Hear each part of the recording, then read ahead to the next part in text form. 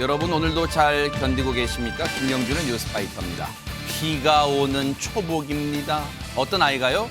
학교 끝나고 잔뜩 기대하고 집에 갔더니 식탁 위에 달걀 하나만 달랑 있더랍니다.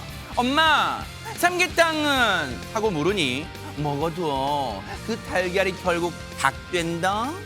네, 닭이 하늘을 날지 못한다는 건 편견이었습니다.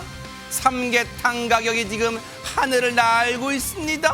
네, 이 와중에 정치권의 관심은 후쿠시마에, 양평에만 가 있으니 이 또한 닭의 모습입니다.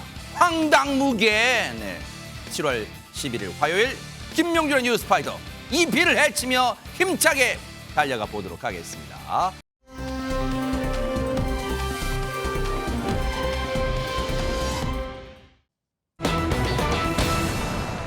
오랜만에 이 사람의 이 이름 석자가 등장했는데 가히 우리들이 느끼기에는 기분 좋은 소식은 아닌 것 같습니다. 이담 아나운서.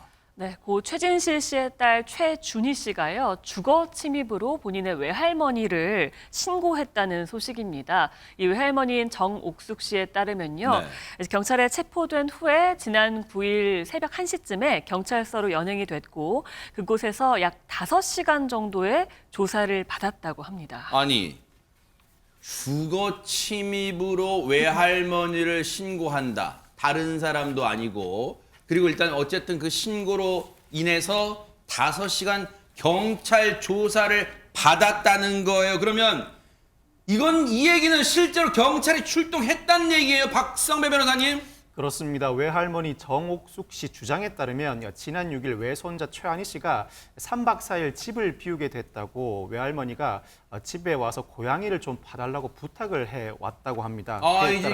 이 최한희 씨는 최준희 씨 오빠잖아요, 그죠? 그렇죠. 예, 그에 따라서 지난 7일 정옥숙 씨가 외손자 집에 가서 머무르면서 집안 청소 등을 했다고 하는데, 다음 날인 지난 8일 밤 10시경 어느 정도 청소를 마무리하고 쉬고 있는데 외손녀인 최준희 씨가 그 집에 들어오더랍니다. 할머니를 보더니 할머니가 왜 여기에 있냐? 이 집은 이제 할머니와 상관없는 집이니 당장 나가달라고 했고, 이에 정옥숙 씨가 아니 오빠가 집을 봐달라고 해서 와 있는데 이 밤중에 늙은 할머니가 어디로 가느냐 하고 대응하면서 두 사람 사이에 실랑이가 벌어졌다고 합니다. 와, 일단은 황당하죠. 자신의 외할머니를 주거침입 혐의로, 주거침입죄로 경찰에 그 밤에 신고했다는 것도 웃기지만 실제로 경찰이 왔고 들이닥쳤고 조사를 5시간 받았다는 거예요. 그런데 이 말이 더 가관이잖아요. 할머니가 왜 내 집에 있어? 하고 그랬다는 거예요. 그런데 보세요. 앞서 정옥숙 씨에게, 고 최진실 씨 어머니예요, 정옥숙 씨는. 근데 이 최환희 씨가 할머니한테, 할머니 우리 집에 와서 나 잠깐 3박 4일 집을 비울 건데 와서 집도 좀 청소 좀 해주고 고양이 좀 봐줘라고 최환희 씨가, 양나라 변호사님, 자기 집이라고 했는데 왜 최준희 씨는 내 집에서 나가? 이런 거예요, 지금. 네, 서초구에 있는 이 아파트는요, 고 최진실 씨가 이제 생전에 구입해서 가족이 함께 생활하던 집이었습니다. 그리고 1년 전까지도요, 외할머니와 함께 거주를 했습니다. 그런데 그 두 남매가 모두 성년이 된 이후에 이제 외할머니는 따로 거주를 시작했는데요. 이제 공동 상속인인 최환희, 최준희 남매에게 상속이 돼서요, 이제 지분으로 소유를 하고 있는 상황입니다. 그리고 현재 최환희 씨가 거주를 하고 있고, 이제 최준희 씨는 따로 원룸에서 생활하고 있다고 합니다. 아, 실제 최준희 씨는 저기에 매일매일 머무르는 게 아니라 지금 따로 이 오피스텔을 얻어서 밖에 나와 살고 있다는 얘기예요? 네, 명의는 공동 명의로 지분은 가지고 있지만 현재 거주는 나가서 혼자 따로 하고 있다고 알려져 있습니다. 어쨌든 그래도 최준희 씨 얘기처럼 그 집은 최준희 씨 집이라고 하는 게, 그 우기는 게, 주장하는 게 맞긴 맞다는 거예요, 그러면? 네. 아, 법적으로는? 법적으로는 맞습니다. 공동 지분이 있어서? 네. 아하, 일단은 법적으로는 맞다는 거예요. 그 집에 맞다는 거예요. 그래서 내 집에서 나가, 이 말이 법적으로는 틀리지 않다는 얘기인데, 그러면 보세요. 박성배 변호사님, 어쨌든 법적으로는 틀리지 않아요. 그런데 애초에 이 집의 공동 명의자인, 그럼 자기 오빠, 최준희 씨 오빠 최환희 씨가 할머니 나 3박 4일 집 비울 건데 와서 집 좀 봐주면서 내 고향 좀 봐줘 했잖아요. 집주인 허락 받고 왔는데 그것도 주거침입죄에 해당되는 거예요?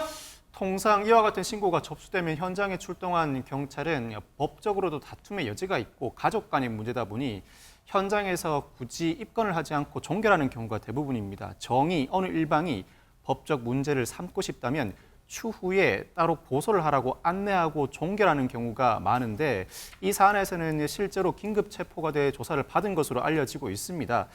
공동소유권자 최한희, 최준희 남매 그럼에도 불구하고 최환희 씨가 실거주하고 있는 상황이라면 이 상황에서 정확히는 주거 침입이 아니라 퇴거 불응이 문제되는 사안인데 과연 실거주하지 않는 최준희 씨가 요구한다고 해서 나가지 않은 사안을 두고 퇴거 불응죄가 성립할지는 상당히 의문이긴 합니다.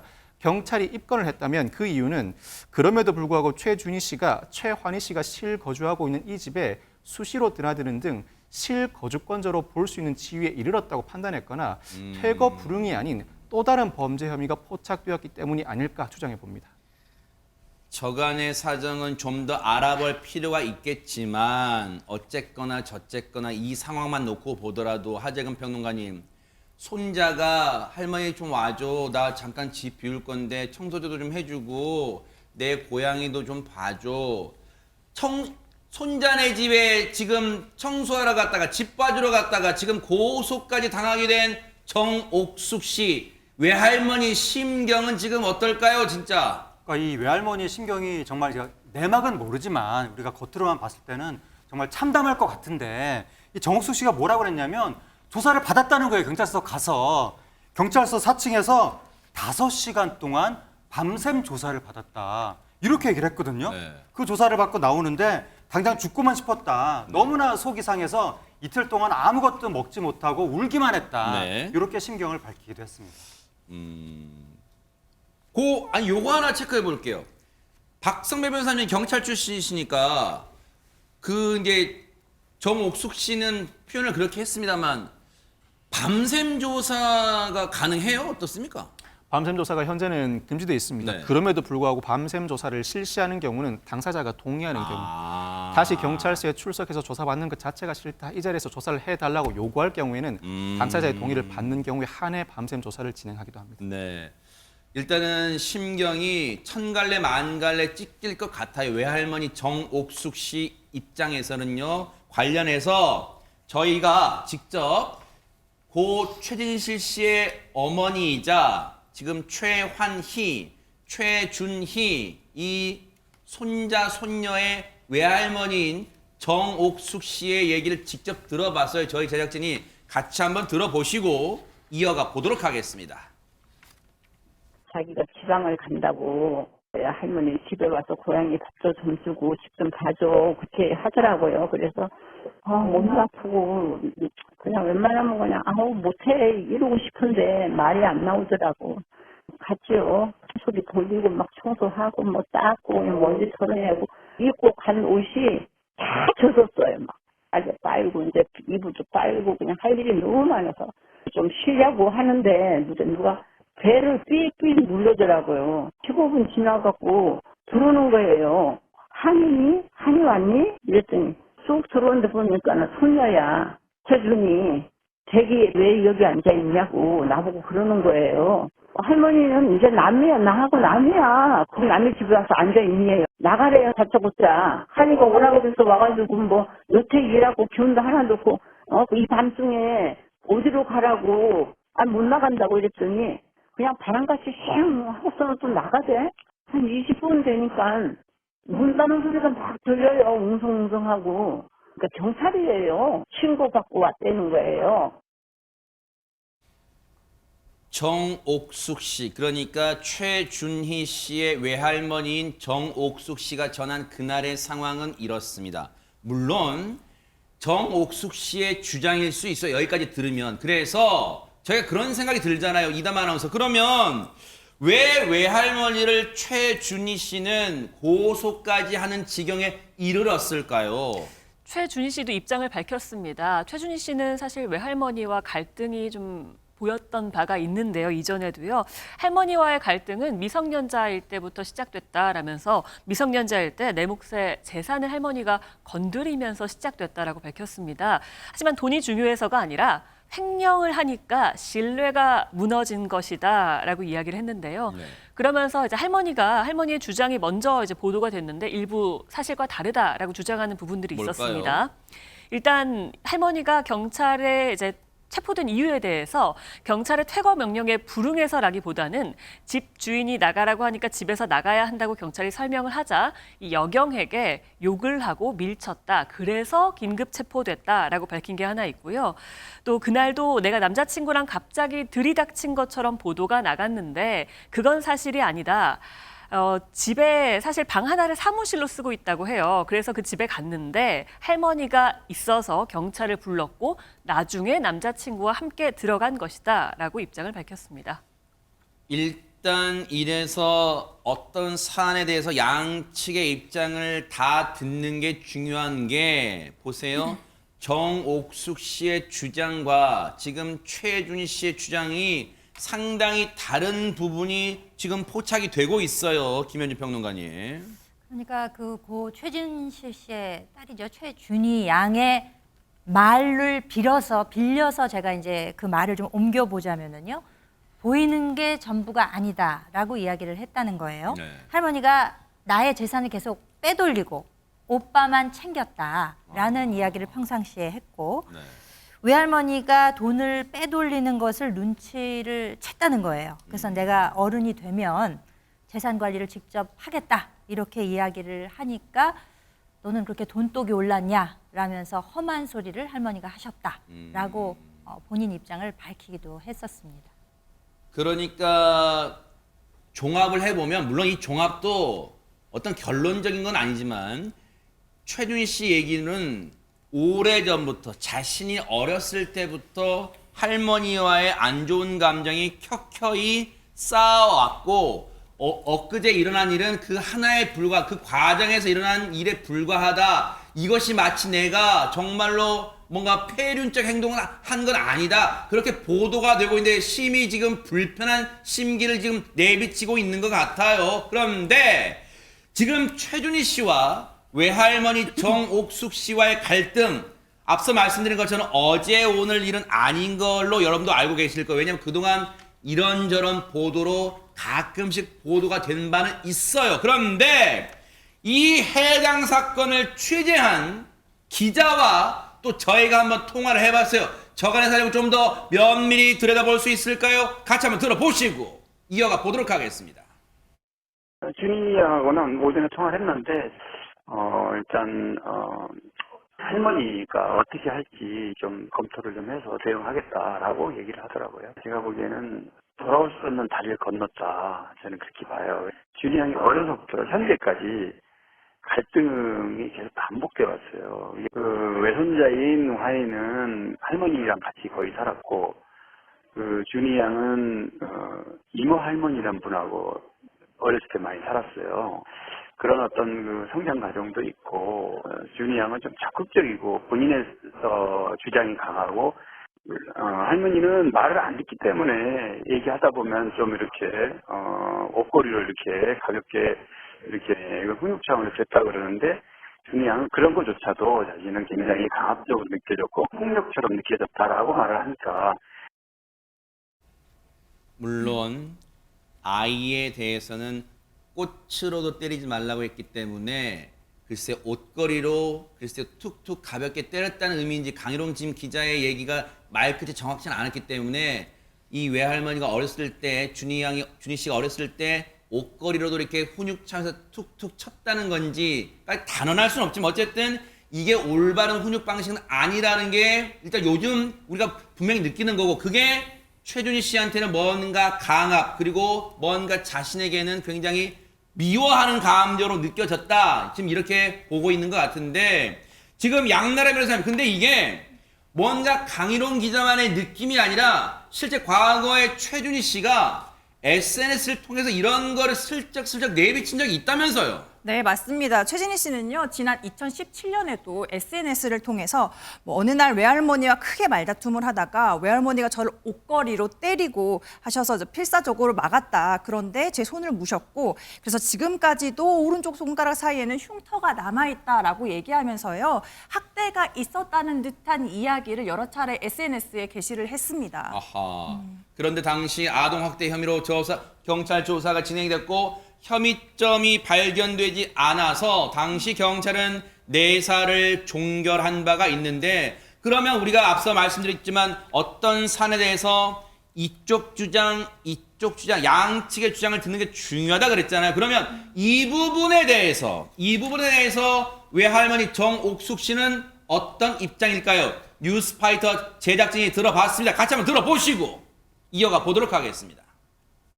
딱 죽고 싶은 내가 왜 살았나 싶어요. 그 당시 자식이 떠났을 때 눈앞에 어린 애들이 있으니까 얘네 때문에 내가 그래도 내 딸이 난 자식인데 얘네들을 누가 돌볼까? 내가 봐야지 하는 마음에 오로지 나는 주위 사람들 다 나는 몰려서 아무도 없어요.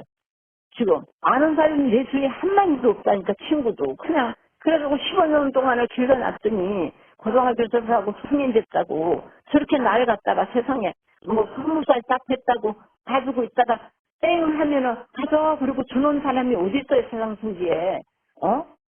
알아서 주려고 나도 다 정리를 하는 중이었었는데. 얘기를 들어보면 외할머니 정옥숙 씨도 최준희 씨의 글쎄요 이게 몫이랄까요? 최준희 씨의 어떤 지분이 있는 유산에 대해서 뭔가 관리는 어느 정도 하고 있다는 뉘앙스는 내비치고 있네요. 참 근데 정말 해답이다 하면서 주위에서 이야기하는 것도 참 조심스러운 부분이기는 그렇죠. 합니다. 우리가 자식도 품 안의 자식이라는 말이 있잖아요. 근데 준희 양 같은 경우는 이제 품 안의 손녀예요. 한 세대를 걸렀기 때문에 이해도랄까 서로에 관해서 생각하는 게 부모 자식 간에도 어려운 관계가 그 손자, 손녀와는 더 어려울 수가 있죠. 그런데 저는 그 외할머니께서 정말 보통 사람은 겪지 못할 여러 고초를 겪으면서 지금 오늘까지 오시지 않았습니까? 그렇기 때문에 그 조금 마음을 내려놓으시고 좀 손녀, 손자도 좀 한켠으로 이렇게 제 할 일들 저희들이 하겠지라고 좀 마음을 좀 내려놓으시는 게 본인을 위해서 좋지 않을까 싶고, 그리고 그 손녀도 좀 그렇습니다. 그 고령이시고 할머니시잖아요. 그러니까 이런 거 저런 걸 따지지 말고 조금 한편이라도 조금만 더 이해해 드리려는 그런 마음을 좀 가져줬으면 좋겠다 하는 바람을 가져봅니다. 아마 저 사진 보세요. 모르긴 몰라도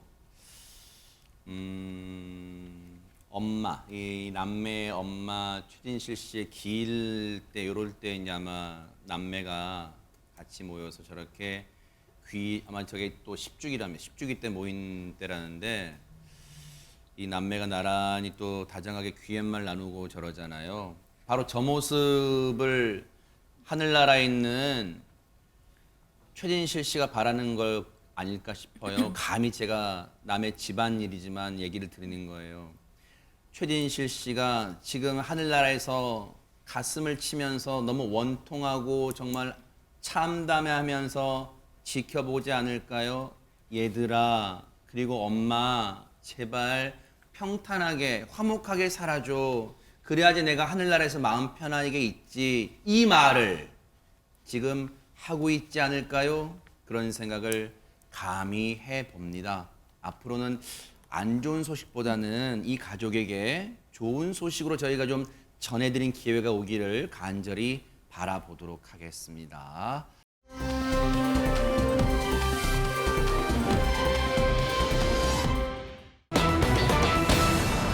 요즘요, 우리 사회에 왜 이렇게 소름 끼치는 사건이 자주 일어나는지 모르겠습니다. 김현주 평론가님.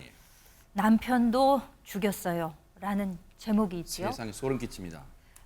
지난 9일 오전 9시 53분쯤 네. 대구의 한 미용실에서 50대 여성이 업주를 흉기로 찌른 뒤 어머. 달아나는 사건이 발생을 했습니다. 세상에. 당시 미용실에는 이 가해자와 피해자 단 둘만 있었다고 해요. 어머. 신고는 때마침 그 미용실 앞을 지나가고 있던 행인이 그 상황을 목격하고 한 것으로 알려지고 있습니다. 어머 세상에 이담 아나운서 모르긴 몰라도 당시에 이 업주분은 미용실 주인분은 그 사람을 그 가해자를 손님인 줄 알고 또 반갑게 맞이했을 수도 있는데 세상에 이런 변을 당했어요 세상에. 그러니까요. 10시도 되기 전입니다. 아침 첫 손님이었기 때문에 굉장히 반갑게 맞이를 했을 텐데 그 손님의 손에 흉기가 있었더라면 얼마나 무서웠을까요? 세상에. 근데 당시 상황이 주변 CCTV에 좀 담겼다고 합니다. 영상 보면서 설명해 드리겠습니다. 네.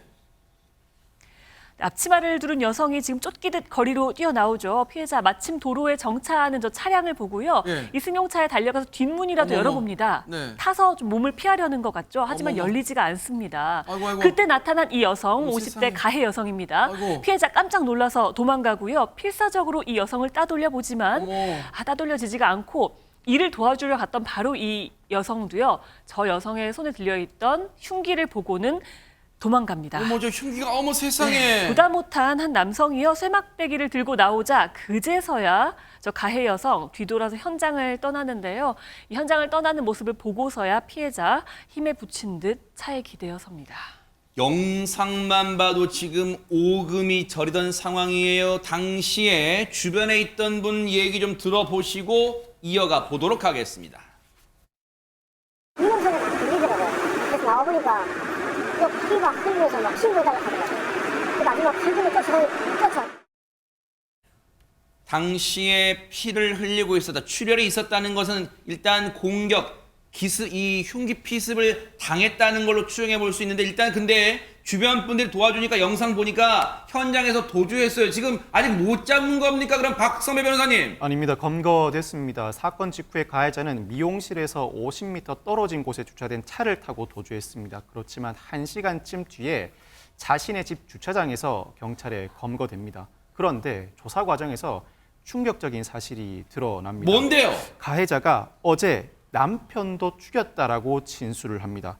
이에 경찰이 가해의 집을 수색해보니 실제로 흉기에 찔려 숨져 있는 남편이 발견됩니다. 어머. 경찰도 가해자가 사건 전날 남편을 살해한 것으로 보고 있습니다. 어머 이게 대체 무슨 일입니까? 무슨 이런 흉측한 일이 벌어진 거예요? 이 끔찍한 범행은 왜 저질렀을까요? 경찰 얘기 들어보시고 이어가 보도록 하겠습니다. 여성들이 모르쇠로 그렇게 이야기하고 있어요. 범행 동기에 대해서는 그냥 확인 중에 있다. 입장은 진정 예정입니다. 아무래도 추정컨대 지금 경찰도 수사 중인 사안이기 때문에 구체적으로 저희에게 뭔가는 얘기하지 못하는 상황 같은데 미로 짐작컨대요. 그렇다면 양날의 변호사 앞서 지금 피해자가 상당히 지금 뭐 출혈도 있었고 그런데 걱정됩니다. 지금 어떤 상태입니까?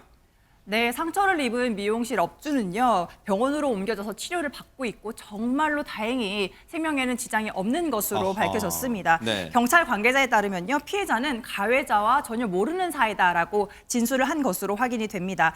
경찰은 가해자의 이딴 범행이 어떤 연관성이 있는지 그리고 가해자가 왜 남편과 미용실 업주를 상대로 범행을 저질렀는지 정확한 동기를 수사 중에 있습니다. 세상에 남편은 숨졌지만 지금 저 미용실 업주분은 천만다행으로 목숨은 지금 이 생명에는 지장이 없는 상태인데 반드시 경찰이요 이 사건의 범행 동기 반드시 밝혀내주기를 지켜보도록 하겠습니다.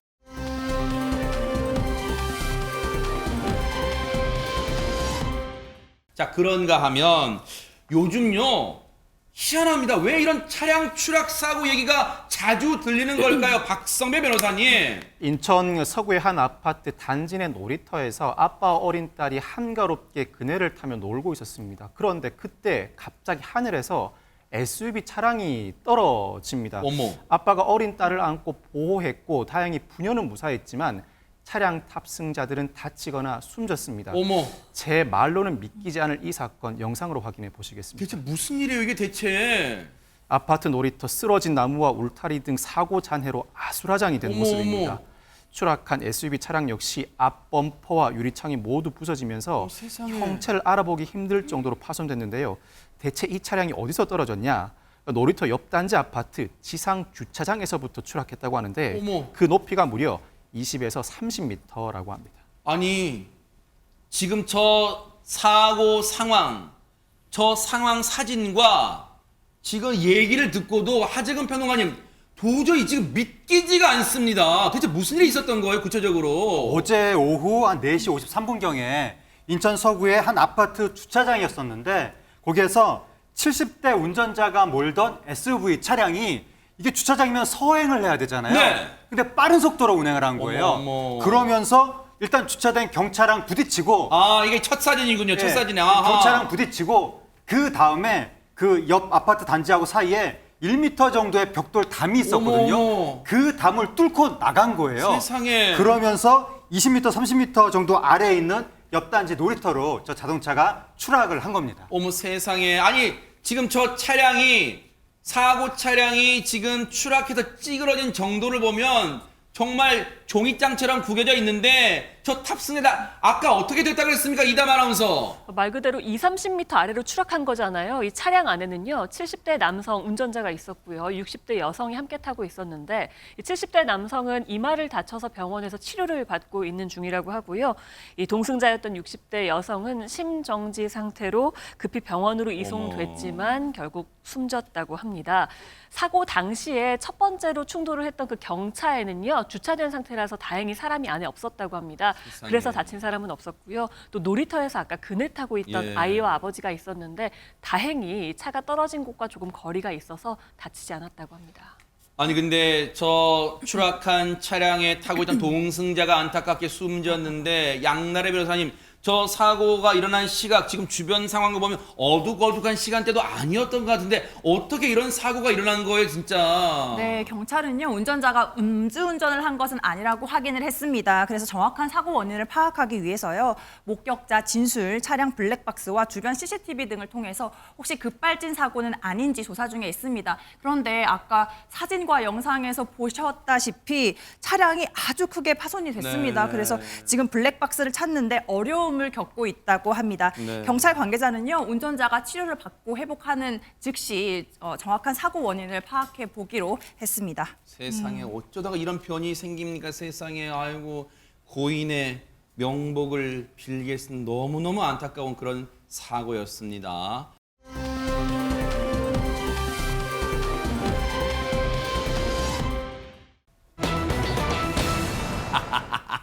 야, 드디어 그분이 다시 등장했는데 싸이의 말춤은 들어봤지만 갈매기 춤이 뭐예요? 갈매기 춤 이거예요, 이런 게? 하재근 평론가님. 갈매기 춤이 등장했는데 뭐 요렇게 하는 것 같습니다. 어허. 근데 바로 이 갈매기 춤의 주인공이 나훈아 씨입니다. 어허. 나훈아 씨가 데뷔 56주년을 맞이했는데 대박. 요번에 새벽이라고 하는 새로운 앨범을 어제 발표한 거예요. 와. 그 안에 자작곡이 6곡이나 들어있습니다. 아하. 그러니까 그만큼 창작력을 불태웠다는 얘기인데 네. 그리고 또 6곡 모두 뮤직비디오를 공개했습니다. 어머. 이 뮤직비디오가 보통 가수들이 앨범 한 장에 한두 곡 정도 만들거든요.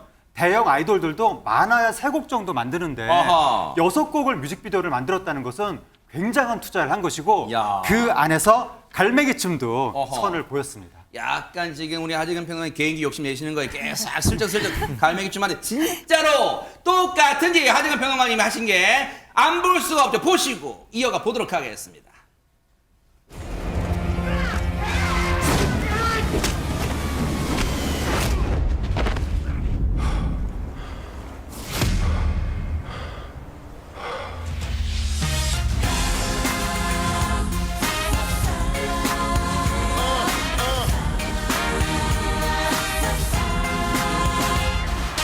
동쪽에서 바라보면 6개로 보이고 서쪽에서 쳐다보면 5개로 보임. 오륙도 돌고 돌며 아래진 내가 바로 기장 갈매기다.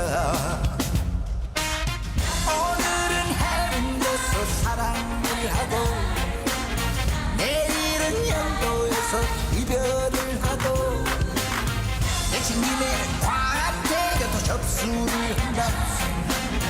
내가 바로 기장 갈매기다. 내가 바로 기장 갈매기다. 내가 내가 바로 기장 갈매기다.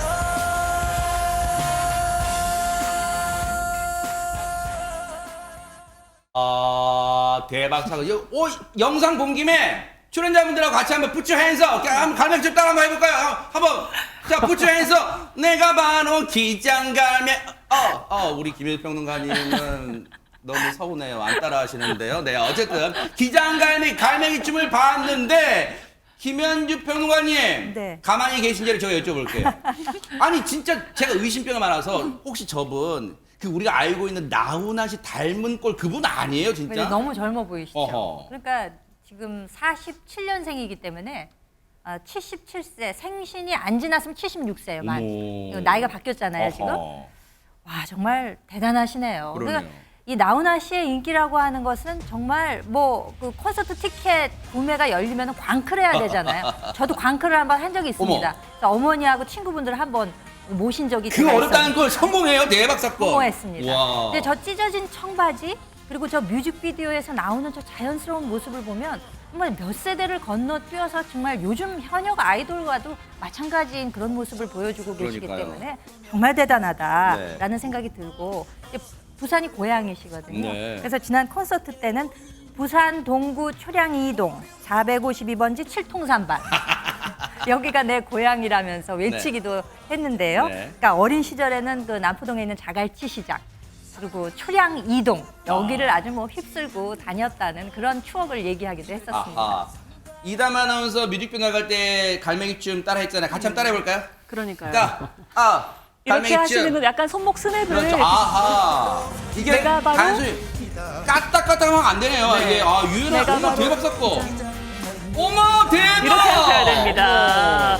그런데 이 안무가요 보니까 이 갈매기가 날아가는 모습을 모티브로 했고요. 아하. 또 가사에도 보면요 무상한 인생을 기장 갈매기처럼 이렇게 즐기다 가겠다라는 걸 좀 담았더라고요. 세상에. 사실 한국 가요계의 대선배잖아요. 그런데 이런 무게감만 고집하지 않고 이번에 이렇게 재밌게 또 흥겨운 리듬에 맞춰서 안무도 하신 거 보니까 네. 아마도 이 춤을 젊은 사람들이 이 댄스 챌린지라고 하죠. 그걸로 많이 따라하지 않을까라는 생각이 듭니다. 세상에 진짜로 지금 이담 아나운서 정도 되니까 유연함으로 이게 커버한 거지. 근데 지금 아까 들으셨죠? 여든을 이제 바라보는 나훈아 씨가 정말로 유연함도 그렇지만 파격적인 지금 뮤직비디오란 말이에요. 근데 놀라기는 이르답니다. 앞서 뮤직비디오 여러 편 있다고 그랬잖아요. 다른 것도 한번 보시고 이어가 보도록 하겠습니다.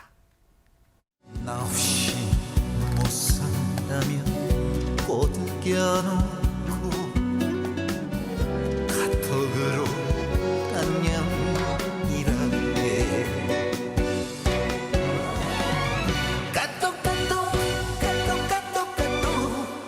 까똑인 세상. 사랑은 무슨 어질 사랑이여.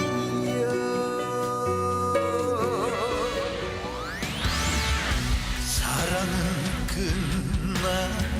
끝나는데 끝난 줄 알았는데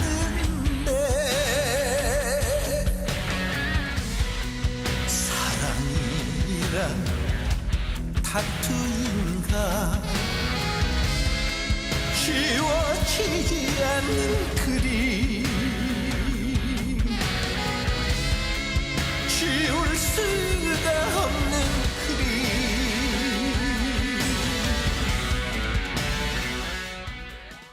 대박 사건. 제 원픽은요 이거예요. 까뚝까뚝까뚝 이 노래로 전 고를 거예요. 대박 사건. 근데 박성배 변호사님 혹시 나훈아 씨도 카톡으로 이별을 통보받아 본 적이 있는 거예요? 실제로 작사 작곡에 참여를 했다고 하니 경험을 바탕으로 한 것인가라는 생각도 드는데 사랑은 무슨 얼어 죽을 사랑이야 카톡이라는 노래는 SNS 시대의 사랑을 표현하고 있습니다. 가사를 보시면 방금도 들어보셨지만 악어의 눈물은커녕 변명도 없이 카톡으로 안녕이라는 사랑도 문자로 하고 이별까지 카톡거리고 현 세태에 대한 풍자라고 할 수 있죠. 네. 또 타투라는 곡에서는 나훈아 씨가 직접 팔뚝에 문신을 하고 할리 데이비슨 오토바이를 몰고 가는 모습을 선보이기도 합니다. 상당히 파격적으로 매력적인 모습을 두루두루 선보이고 있습니다. 특히 나훈아 씨는 이 앨범에서 작사, 작곡을 직접 진행했는데 특히 이번에는 새벽에 작업을 했답니다. 또 이 작업 과정을 나훈아 소속사가 상당히 시적으로 표현하고 있습니다. 뭔데요? 새벽 별이 보이면 별을 하며 시를 짓고 새벽 비가 내리면 빗소리 들으며 오선지의 멜로디를 담아 보기도 하고 신곡 여섯 이야기는 잠 못 드는 하얀 새벽에 지었다면서 설레고 긴장된 마음으로 신곡을 발표한다고 그 소감을 밝혔습니다. 거의 훈비 여청가 수준의 지금 이 작사 작곡 배경을 얘기를 해줬어요. 그런데 중요한 게 이 노래를 오랜만에 내놨으면 김현주 평론가님 히트를 해야 될 거 아니에요. 근데 젊은 감각은 느껴지는데 나훈아 씨와 동시대를 살아오신 그분들 좀 중장년층들에게 어필할 수 있을까요? 그러니까 좀 연세가 지긋하신 그 주 타겟층이라고 할 수 네. 있는 이분들도요. 요즘에 유튜브 통해서 대부분 정보도 취득하고 굉장히 콘텐츠를 많이 소비하시거든요. 그러니까 뮤직비디오를 6개나 만들었다고 하는 것은 그 주요 전략이 유튜브를 좀 겨냥하겠다. 아무래도 이런 좀 전략적인 의도가 있지 않았나라는 그런 부분이 있고요. 그리고 또 그런가 하면 본인의 노래 중에서 그 삶이라는 노래가 있고요. 네. 또 아름다운 이별이라는 노래도 있는데 이것은 본인의 연령대의 그 아주 완숙한 인생을 느끼고 인생에 대해서 뭘 아는 분들만 할 수 있는 이런 이제 가사 내용이 나옵니다. 아하. 나훈아표 트로트의 정수를 보여주는데 야. 이 삶이란 노래의 한 가사 구절을 제가 좀 인용을 해보자면요. 뭘까요? 삶이란 아하. 인생이라는 마당에서 한 세월 놀다가 가는 거지. 멋지네요. 멋지죠? 바로 나훈아 씨 표의 정통 트로트를 그리워하는 분들을 위해서 자 그분들 맞춤형 노래도 빼놓지 않았네요. 한번 들어보시고 이어가 보도록 하겠습니다. 삶이란 인생이란 무대에서 한바탕 울다 웃다 가는 거지. 살다가 또 살다가 지칠 때면 혹시나 한 곡 좀 뽑아보고 뜬구름 쫓다가 헛발질도 하고 삶이란 그저 허무일세. 아 여러분 삶은 뭘까요? 계란? 죄송합니다. 이 몹쓸 아재의 그 분위기 다 망쳤네요. 어쨌든 이 신곡 정말 많은 사랑 받기를 또 기원해 보도록 하겠습니다. 아 멋지십니다.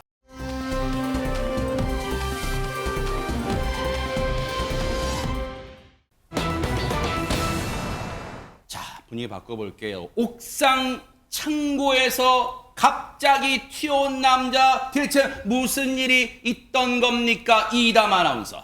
아침부터요. 만취 상태로 차를 몰던 남성이요. 경찰과 쫓기는 추격을 3시간이나 벌였는데 이 도주부터 검거까지의 과정이 모두 영상에 고스란히 담겼습니다. 영상 보시겠습니다. 네, 시동이 켜진 이 차량 뒷좌석에서 한 남성이 내리죠. 이 네. 남성 비틀거리면서 어머. 운전석에 가더니 그대로 올라탑니다. 어머머. 마침 이를 보고 있던 지자체 관제센터가요. 수상히 여기고 신고를 해서 경찰도 바로 저렇게 출동을 했습니다. 어허. 그런데 해당 차량 경찰이 정지 지시했는데 무시하고 어머. 갑자기 속도를 내기 시작합니다. 어디 가요? 빠르게 도주하던 저 차량은요. 주택가 골목길로 들어서더니 어머. 한 건물의 실내 주차장으로 쏙 들어가 버립니다. 야 네, 진짜 경찰이- 지금 경찰은 지금 저렇게 쫓아가고 있는데 네. 지금 저 운전자 지금 차량을 발견한 것 같은데 시동은 지금 불이 들어온 걸로 봐서는 켜져 있는 것 같은데 박성배 변호사 갔더니 그 조금 전에 그 운전자가 있었겠죠? 그렇지 않습니다. 남성의 모습이 보이지 않습니다. 어머. 시동은 켜져 있는데 남성의 모습이 보이지 않는다. 얼마나 다급했는지 추정할 수 있는 대목인데 이 경찰은 남성이 건물 안으로 몸을 피한 것으로 보고 건물 수색을 시작하지만 아하. 바로 남성의 모습을 찾기는 쉽지 않습니다. 그렇겠죠. 찾는 과정이 아마 바디캠에 고스란히 담긴 것으로 어머. 보이는데 그 모습 영상으로 직접 보시겠습니다.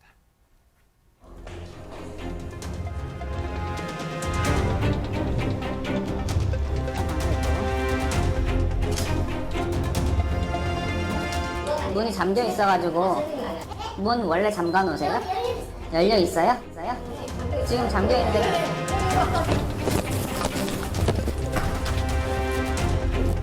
신분증 좀 보여주십시오. 측정 결과 0.176 측정 수치입니다.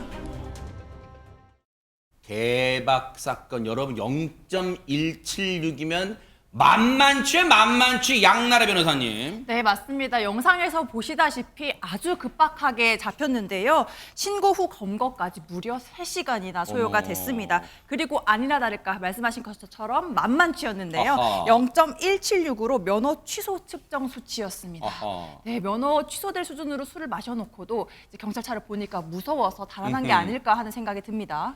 여러분 아시는 것처럼 면허 취소가 0.08%부터니까 0.176이면은 더블로 지금 술을 마실 만만치 지금 정신이 있는 거예요, 없는 거예요. 근데 저러는 바람에 양나라 변호사님, 우리 경찰분들 공권력이 심하게 낭비된 거 아니에요, 지금? 네, 맞습니다. 사실 바로 측정에 응했으면 빨리 해결이 됐을 텐데요. 도망가서 찾으러 가고 또 그 사이에서 숨어가지고 또 수색하는 과정을 거쳤잖아요. 네. 이렇게 공권력을 낭비한 혐의가 있어서요. 공무집행 방해 혐의가 추가되어가지고 아하. 네, 같이 조사를 받게 되었습니다.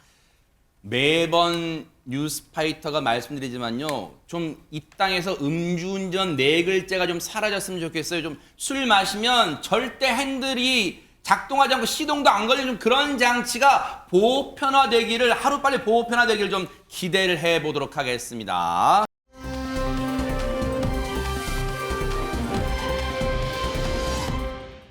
자, 그런가 하면 그 밖에 관심 가는 소식 좀 알아볼 텐데, 첫 소식은 이 소식을 이담 아나운서가 준비하고 있다고 합니다. 네, 제가 전해드리는 것도 굉장히 영광인데요. 아하. 너무너무 우리 국민의 사랑을 많이 받고 있는 푸바오 있잖아요. 뿌바오? 푸바오, 이제 3살 된 푸바오가 맏언니가 됐다고 합니다. 아기 판다들이 태어났다고 하는데요. 그래요? 영상으로 보시겠습니다. 세상에.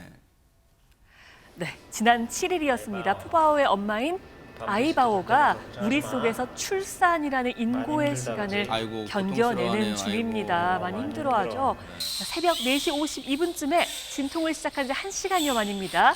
첫째 아기 판다가 세상 밖으로 나왔습니다. 어머. 참 작죠. 어머. 그러고는 1시간 47분이 또 흐른 후 둘째 아기 판다도 모습을 드러냈습니다. 쌍둥이 판다가 탄생한 겁니다. 어머. 아이바오 정말 고생했습니다. 진짜 사람이나 동물이나 새 생명 탄생의 순간이 정말 고귀하고 참 감사하다, 그런 생각을 하는데, 지금 저 장면을 곁에서 지켜본 분이 있어요. 얘기 들어보시고 이어가 보도록 하겠습니다.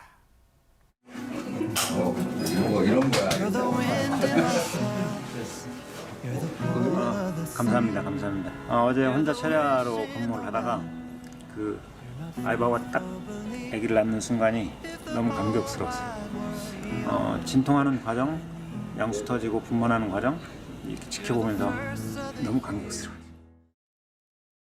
세상에, 사육사님의 얼굴에 진짜 감격 자체가 묻어 있어요. 그러면 푸바오는 한꺼번에 그냥 두 동생이 생긴 거예요? 와. 그렇죠. 이거 저 사육사님이 울먹울먹 하시면서 그러네요. 말씀하시는 게 굉장히 마음에 와닿는데, 그 에버랜드 판다월드죠. 음. 이 부부가 러바오 아이바오 부부입니다. 지금 저렇게 쌍둥이 딸을 얻었는데요. 언니가 180g, 막내는 140g의 몸무게라고 합니다. 네. 이게 아이고, 메롱하는 거야. 두 번째 출산이죠. 푸바오의 경우에는 태어났을 당시 몸무게가 197g이었으니까 네. 지금 두 동생들보다는 조금 몸무게가 더 나갔었죠. 네. 근데 지금은 몇 킬로냐? 98kg. 오, 쑥쑥 자라네요. 쑥쑥 자라죠. 3년 네. 만에 98kg이 됐는데, 지금 현재 산모나 혹은 그 아가들도 전부 아주 건강한 상태라고 하고요. 네. 그리고 이전에 출산 경험이 있었기 때문에 출산 과정도 조금 용이했고, 그리고 태어난 아기들을 아주 잘 돌보고 있다고 합니다. 네. 엄마 판다 아이바오의 출산이 더욱 큰 의미가 있다는데 무슨 얘기일까요, 하재근 평론가님? 판다의 임신이 굉장히 어렵습니다. 아, 그래요? 그래서 판다가 지금 멸종 위기종인 건데, 어머. 가임 기간이 1년에 딱 한 번, 봄에만 가능한데 그래요? 하루에서 3일 정도밖에 안 된다고 아하. 합니다. 그 기간 동안에 반드시 임신을 해야 되고, 그 다음에 7월에서 8월 정도에 낳는 거예요. 그래서 판다 생일은 7월에서 8월 정도에 다 그런 거예요. 어머, 그렇게 세상에. 단기가 봄이니까 어머. 그렇게 되는 건데 바쁘신데 또 그런 걸 어떻게 또 취재하셨대요, 세상에. 어머. 그런데 정말 다행히 네. 올 봄에 임신이 된 거죠. 아하. 그리고 나서 근데 판다는 임신을 해도 티가 잘 안 나는데 새끼가 너무 조그마니까 티가 잘 안 나는데 에버랜드 그 사육팀이 지난번에 푸바오 때 경험이 있기 때문에 이번에 딱 보고 임신한 것 같다라고 판단해서 집중 관리를 해가지고 지금 이 쌍둥이를 아하. 순산하게 된 것 같습니다. 양나래 변호사님, 지금 어미 판다 아이바오는 일단 출산 후 얼마 안 지났기 몸조리해야 되니까 지금 이 쌍둥이 동생들을 좀 도맡는 것은 푸바오 역할이 좀 클 것 같아요. 네. 저도 지금 당장 가서 보고 싶은 마음인데요. 푸바오 같은 경우에는 네 발로 스스로 이렇게 기어 다니고 대나무를 먹기 시작한 생후 6개월 이후부터 이제 판다월드로 나와가지고 네. 대중들에게 공개가 너무 됐습니다. 귀여워요. 이 쌍둥이 자매도요. 아마 이제 안에서 집중 관리를 받다가 이제 스스로 생활할 수 있는 시기가 되면 대중에게 공개가 될 것으로 생각이 됩니다. 네. 진짜 판다의 건강을 위해서라면 오늘부터 뭐든지 판다. 네. 그런 생각, 역시 오늘 아재 개가 안 돼요, 진짜. 어쨌든, 판다, 저 푸바오의 또 쌍둥이 동생들 무럭무럭 자라기를 또 아이바오도, 산모, 어미 판다도 건강하기를 또 기원해 보도록 하겠습니다. 아주 기뻤습니다.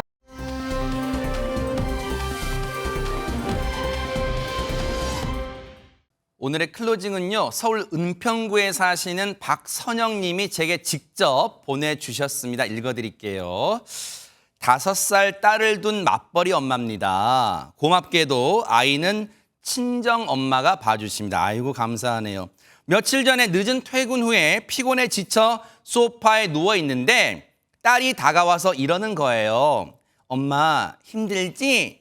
조금만 참자. 좋은 날이 올 거야. 대박 사건. 순간 빵 터졌고 웃음과 감격의 눈물이 한바탕 뒤섞였습니다. 이런 게 딸 키우는 맛인가 봅니다. 이렇게 보내주셨습니다. 박선영님, 저희도 빵 터졌는데 지금 든든한 따님 두셨습니다. 오늘도 이렇게 따님 생각하면서 힘내시기 바랍니다. 김명준의 뉴스파이터 여기서 마칩니다. 함께해 주신 여러분 고맙습니다. 보고 계십니까? 대박 사건. 네, 안녕하십니까? 김명준입니다. 여러분과 함께하는 뉴스파이터. 다양한 소식과 뉴스를 보고 싶으시면 화면 오른쪽을 꾹 눌러 구독해 주시길 바랍니다. TV로도 유튜브로도 여러분께 한 발 더 다가가겠습니다. MBN 뉴스와 뉴스파이터를 사랑해 주셔서 고맙습니다.